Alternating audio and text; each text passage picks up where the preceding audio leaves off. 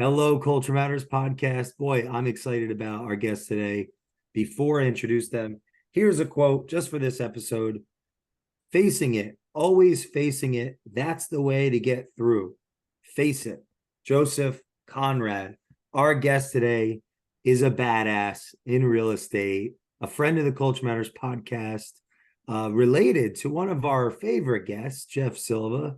This is Jackie Silva Steuer, who over 15 years in real estate, helping buyers and sellers. But beyond all that, I go way back with this person since I was doing lunch and learns, and they put up with me all those years ago.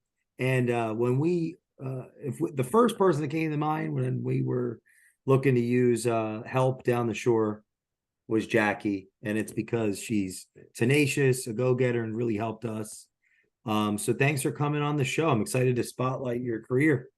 Thanks for having me. Thank you for that lovely introduction. And of course, for allowing me to help you down at the Jersey Shore. I'm truly appreciative of that. So I'm excited to be here. Yeah, not ever. It's that realtor adage, like they take time or they're not available, but you are. So my curiosity around that is that part of your character? Is that part of the culture that you came into that like the values of the team, or is a little bit of both? Because you get things done. I would say that's a little bit of both. That was when I joined our team, it was very small. So the culture was, created by myself, my brother, our cousin, and just two other agents at the time. So I guess it's, a little bit of both. I created the roots of the team, but I kind of have it in my blood. I mean, my father's 76 years old, still running around town building houses, and we don't win. Silva's just like, don't stop. So, and it's also just the nature of the business. It's people need you at various times of day and night. So I usually try to help as much as I can, although I do go to bed by 10 p.m. So you won't be able to reach me after that. Did you see yourself as an entrepreneur younger? Because you got your MBA in business, right? And marketing you studied? I did, yes. Actually, once upon a time, I had grand plans of becoming a news broadcaster, which is absolutely hilarious considering I haven't watched the news in probably 17 years. So I got a communications degree, and then after I decided I didn't want to go into broadcasting, I wanted to get a business degree because I knew the people in business were the ones that were, thriving. So that was the path I went down. And when I moved back to New York in 2000, and I guess it was 7, I was trying to figure out what to do. I was 25 years old at the time, just have my MBA, living in South Jersey, not a huge, not a lot of opportunities for, business jobs, right? Just business positions in the area. So I was sitting on the beach one day with my brother and talking about his business. And he said, you can work as hard as you want and build the life that you want. I said, sign me up. So, Wow. and 2000, actually September of 2008, my timing was impeccable. I got my license.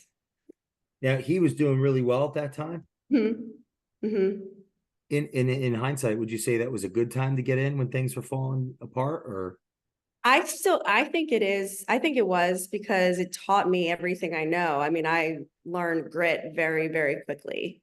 I learned that you have to really just work hard, and I learned at one of the hardest times to learn. So it gave me, it gave me resilience. It gave me stamina.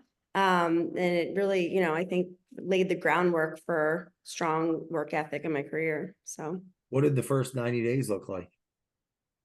So the first 90 days were a little bit different because I was living in South Jersey.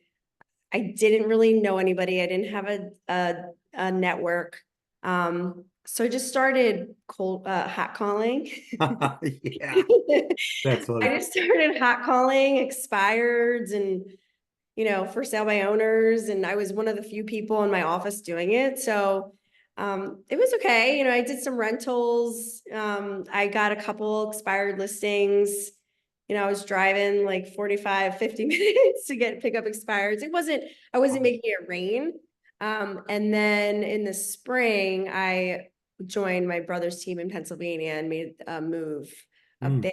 And that's when things were just awesome. So I just called everybody that called us. And back then we had these 800 phone lines, and I would just follow up with those people like consistently and call expireds and for sale by owners, and just kind of made it happen. Yeah. How did you psych yourself up to make the calls? A lot of people do everything they can to avoid it. Yeah. I joined Mike Ferry Coaching. So I got my license in September of 2008, and in May of 2009, I joined Mike Ferry Coaching. So everything I learned in the Mike Ferry system just gave me what I needed. So you wake up in the morning, you do affirmations, you role play with a role play partner before you get on the phone, and then just having a vision board in front of me with what some of the goals I had, and my first vision board was filled with travel, with all these different places that I wanted to go, and have been a few of them since. Just gave me the motivation, and also the environment of our office was great. We had Pam Butera would prospect with us, Durazio, Jeff, myself. Sometimes agents would come in from different markets just to come and make hot calls with us. Wow. Really fun. We used to play a lot of Michael Jackson just to get us in like good energy. It was fun. My brother and I used to dance. No way. Yeah, 7:45 in the morning. It was I great. missed that one. It was a party. Yeah, it was a good time. Jeff and I used to do the fish. How important was that energy back then, would It you say? was really, really important, especially as a new agent with no experience and no idea what I was doing. So it was good. And I used to learn, I was stand right next to Pam, and I learned so much from her because at the time she had been in the business for, yeah, I guess probably over 20 years at that Wow. time. So I just learned a Isn't lot. she a coach now? I think I'm connected with her on Facebook. I thought she's a coach. She's Teacher. not a coach, but she has a virtual assistant company. We're Wow. still very good friends. Wow. Yeah. Are there similarities between when you started at 08, 09 and now? Or is that more hype? So the similarities are that you have to work really hard to get deals done. In 2008, it was very much a buyer's market. There was tons of inventory. Homes would sit on the market for 6, 7, 8 months, and that was completely normal. So it was easy to find buyers, and as a new agent, that's what you tend to do, is work with buyers. It was also kind of easy to find listings because there was a lot of expired listings, whereas today it's very, very few, at least in our market. So the grind was similar, but the market dynamics were totally different.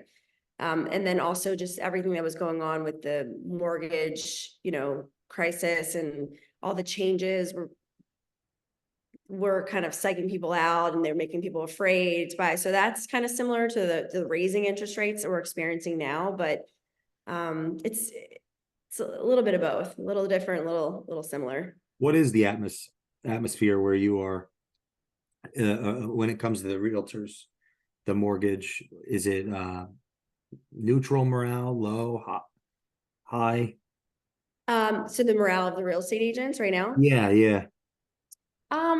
It's definitely better than 2008. In 2008, I remember walking into the office, and people just like, oh, the market's so tough, like Eeyore. I was walking in like, oh, here's this hotel again.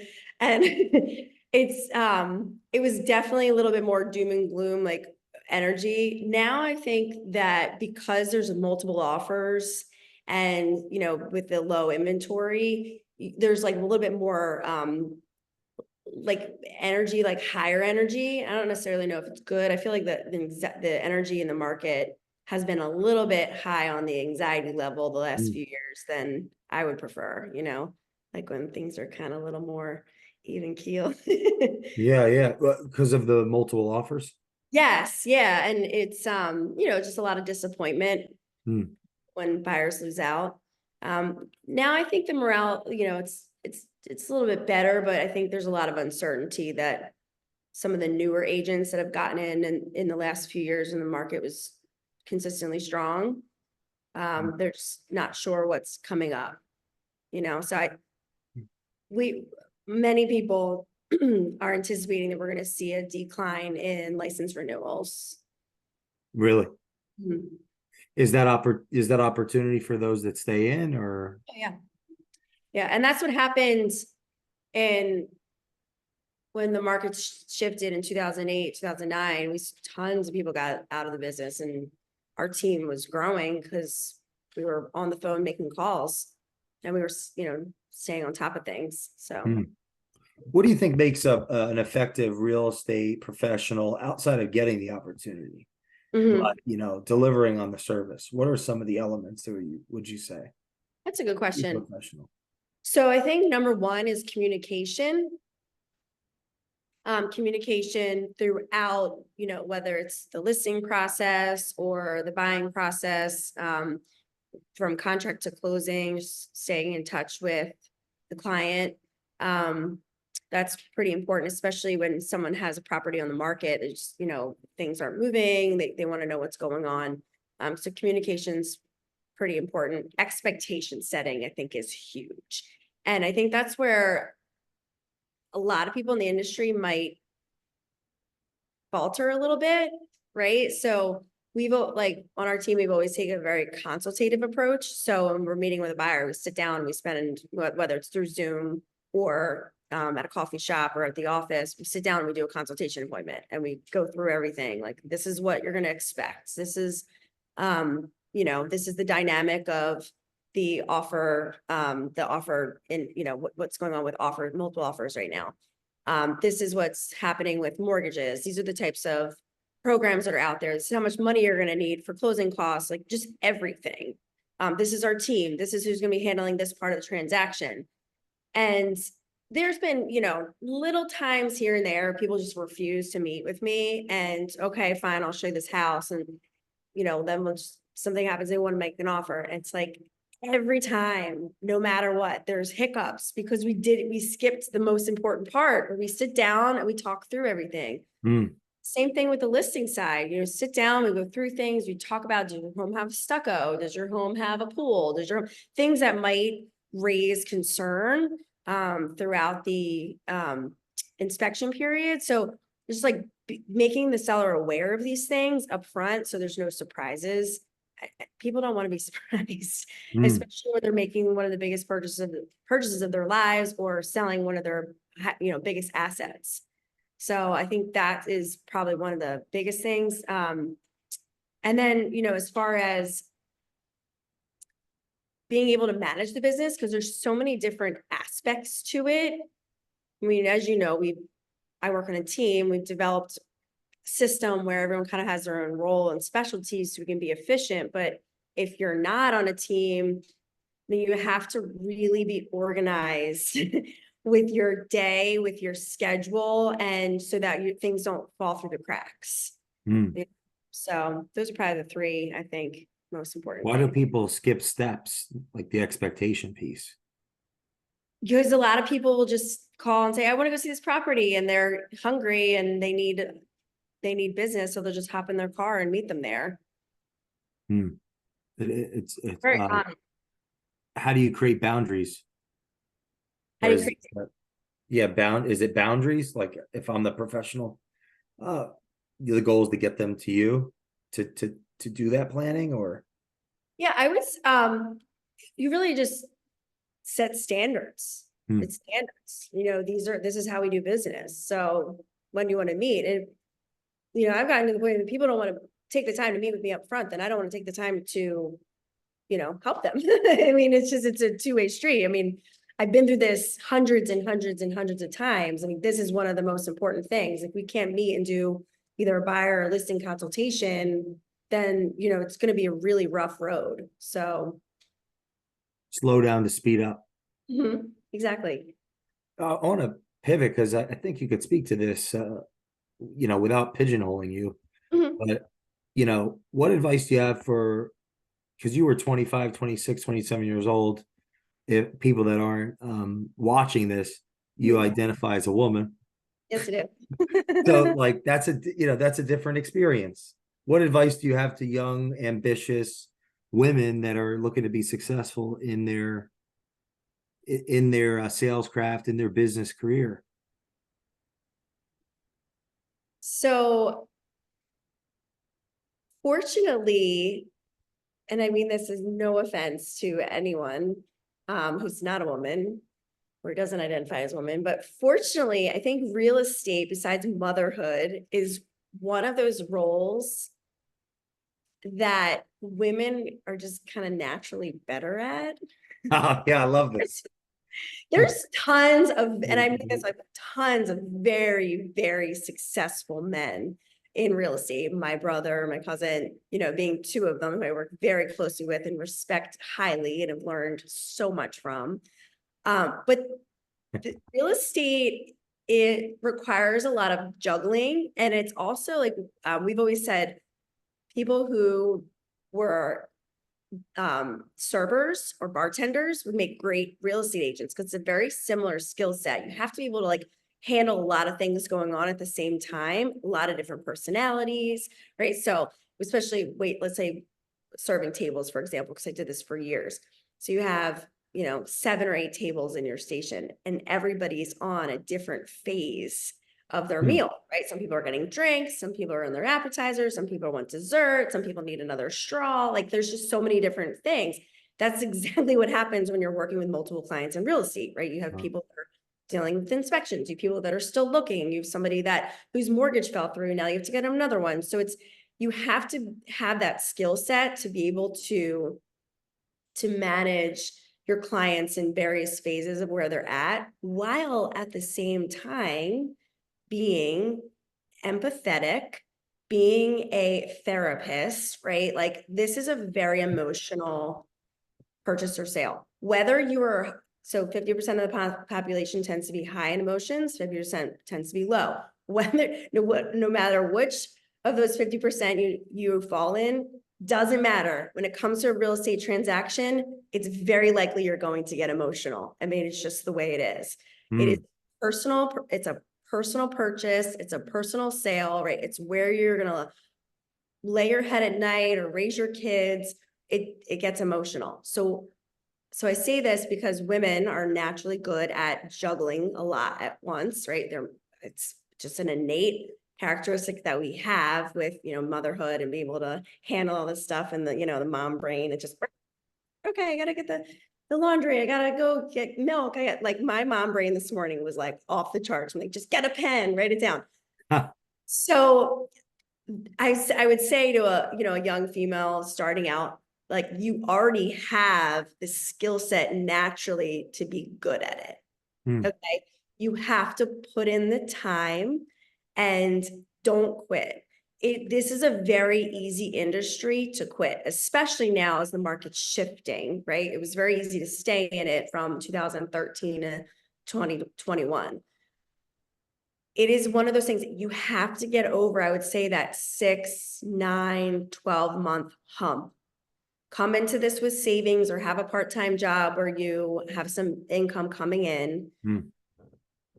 Because it's very easy to go broke in 6 months if you show up with nothing. You should have at least 6 months of savings or, like I said, another income source.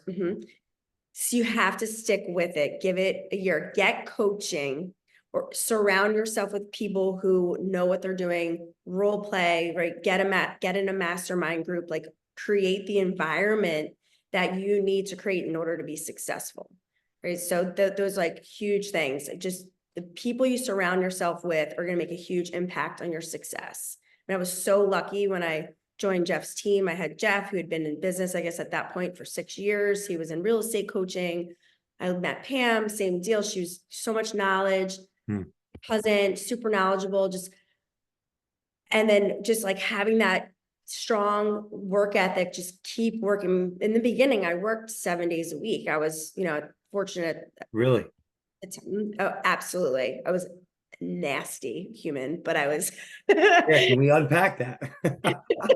I was, I was burnt out, but I worked like 7 days a week. I just never said no. I would just do whatever it took to be successful. I don't work 7 days a week now, fortunately, after some time, but you just have to be able to get through that hump. And once you get past that year mark, you'll know if this is kind of the right industry for you. If you've How done long did it take to start getting momentum?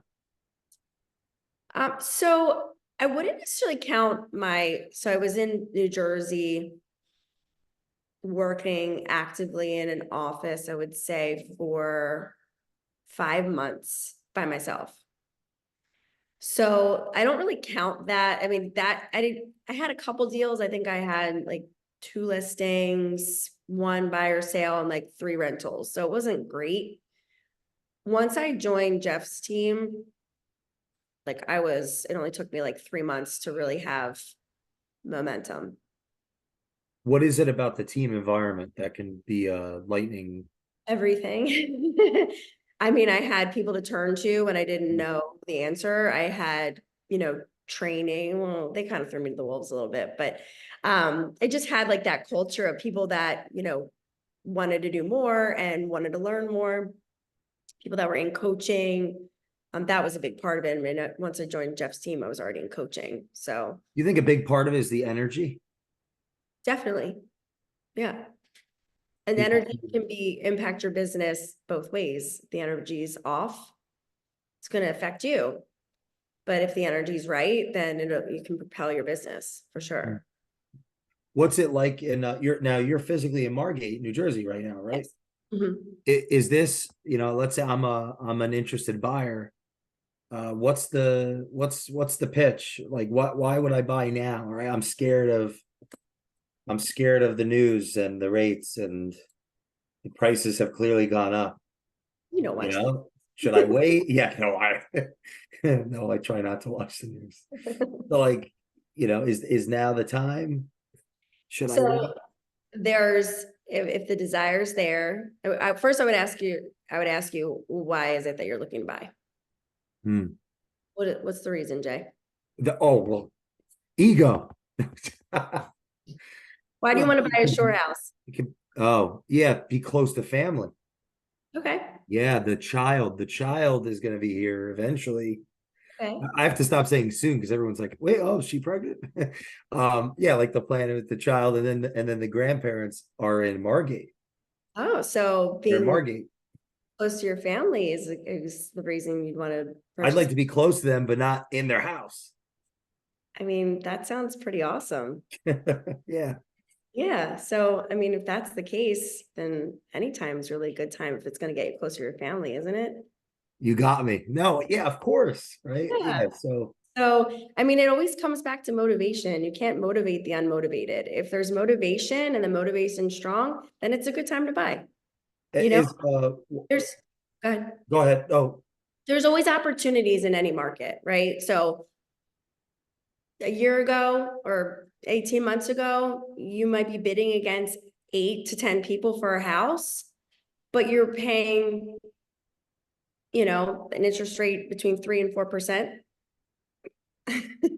So you might have been paying a little bit more, but you're getting a lower interest rate. Now you maybe don't have as much competition. Rates are still, they're higher. They're in the sixes. They keep changing. So I'm not going to quote you because quote that because it's going to air at a different time. But yeah. you marry the home, you date the interest rate. You can always refinance. It comes back to motivation. So there's no pitch. I mean, I'm not going to force anybody to do anything they don't want to do. Yeah, it's a good point because I like to think that I'm going to do it. I want to get out of life what I put into it. Yeah. So if I'm waiting, I've never been one to wait on anything, or else I've been out of business. Right. Exactly. But ultimately, it's going to come down to the house or the opportunity, and that's what this is me thinking off the top of my head. That's where having the right advisory is important. In your Right. view. Mm-hmm. And the nice thing about a shore house is that a lot of people, it's not necessarily like a need, like it's not a need unless you're moving here full time. It's more like it would be nice. So a lot of people do have the luxury of waiting for the right property to come on the market, but if you wait 6-8 months for the right property to come on the market and then it comes on the market, it might not come back on the market for another 6, 8, 12 months. So why wait at that point, you know? I was thinking about off market, like, isn't there a lot of opportunities just meeting people in the neighborhood? And I'm always of the thought, like, things are always for sale, Sure. even if the sign's not on there. Exactly. Yes, I It know. comes down to the conversation. I was about to start just walking around Mhm. and meeting the neighbors. Hey, you planning on living Exactly. longer? That's why we call around, just, hey. Is How- that something that you still Yes. do? Mhm. Why is that important? It's important to, one, let people know that we're here to help.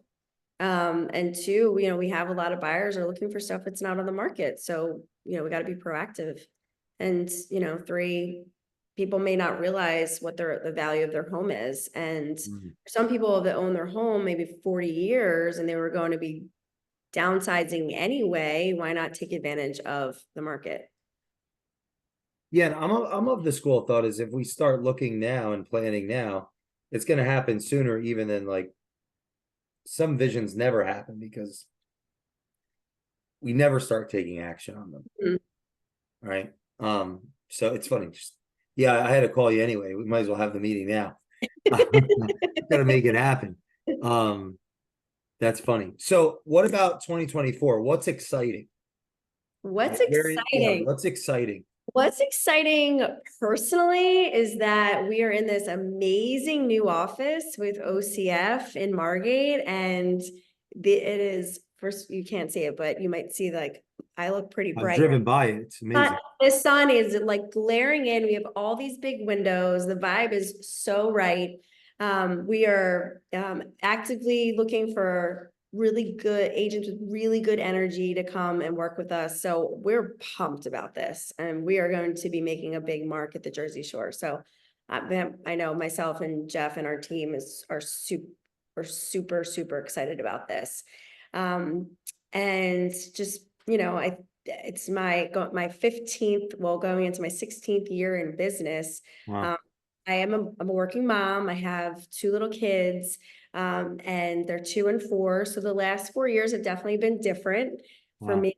But I'm excited because I feel like we're getting a little bit more into like a routine. Now they're both in school and I can really focus and be focused on business when I'm not with them. So I'm pumped. Do you consider yourself now a mentor to people? I Men, have women? I have been a mentor. Yes. Is I that weird? Because you came in the beginning of the conversation, you were the mentee. You talked about Jeff and Pam, and now fast forward 16 years, you're the mentor. Yes. That was actually, there was a woman, Dorothea, who was on our team who I mentored for a long time. And that was like one of the greatest gifts ever because I got as much from her as she got from me. So I loved it. I absolutely loved it. She's working on her own now, so I miss her. But it was a really amazing experience to be able to share everything that I've learned with her. And I know Mm. conversations we've had, it made a big impact on her business. So People listening, how can they connect with you on social platforms? Are you on there yet? Maybe yes, after this. yes, it is 2023. I am only 41 years old. I have found my way to Facebook. I'm just like, yeah, because I didn't know if we've known each other so long. I was like, are you even on those, pushing those? Yes, we're friends. Yeah. Okay. So can Follow you you. shout that out? So on my Instagram handle is Jackie_Steuer, Steuer. Yes, there's 2 E's. My Facebook is Jacqueline Silva Steuer, very professional. Yeah. And I don't tweet. I don't tweet. So I So saw you on a podcast with Jeff. mhm. Where can people see that? Can they see that on YouTube? They are on YouTube, and our Instagram account, which is TCRE Pros, at TCRE Pros. What's your biggest lesson in the last 2 years in the business? Biggest lesson. That is a great question. I would say my biggest lesson, I was more like I don't want to say regret because it's not like the right word for it, but since my daughter was born 2 years ago, my time has been very limited. Mm. And what's so important about just life and business is just like staying in touch with people. And there's so many amazing people that I've met through real estate and just, my experience on this planet. And I wish that I was able to be more in touch with them. That is like my only thing. And I guess my lesson is like maybe be better with your time, but it almost feels challenging because I'm a working mom, my husband travels. It's like, I only have a certain amount of hours, and sometimes I just need to prioritize like, what's happening right now. But that, just the communication with the past clients and centers of influence and people I know, it's so important, and I know it. And it's just like, that's the one thing that I feel like I haven't been able to dedicate my all to. And my goal in 2024 is to be more present and be more in flow with my past clients, people I know, centers of influence. So What do you want our listeners to take away from this conversation? What if there's one thing they can actionable? I guess I would say no matter what you do, whether it's real estate or, you work for a corporation and you're, employee or whatever, stay-at-home mom or whatever it is that you do, it's important. Like, it's important. And I never believe in doing anything half-assed. Like, that's just not me. It's just, you have to put everything into everything you do. Don't quit unless it's not for you. Just give it everything. And that's kind of what I've been doing with my business, is just putting myself all in there, and I'm always all in. So, and maybe that's why my, communication with my regret, because I feel like I'm not all in. But just give everything you got, because like, who knows, maybe we have more than one life, maybe we don't, but like, we don't know. So just while we're here, make the most of it. Otherwise, what are you doing? So just put yourself all in there and give it all you got, and be in alignment, and you'll make huge strides in whatever it is that you do.